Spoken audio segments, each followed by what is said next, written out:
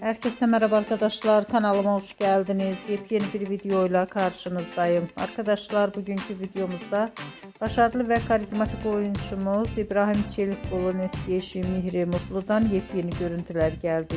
Mihri Mutlu'nun eğlenceli muhteşem görüntülerini sizler için YouTube kanalımda video halinde sunuyorum arkadaşlar. Umarım beğenirsiniz. Videomu beğendiyseniz kanalımı izlemeyi ve bildirim butonuna basmayı unutmayın. Şimdilik benden bu kadar olsun. Yeni videomuzda görüşmek üzere. Hoşça kalın.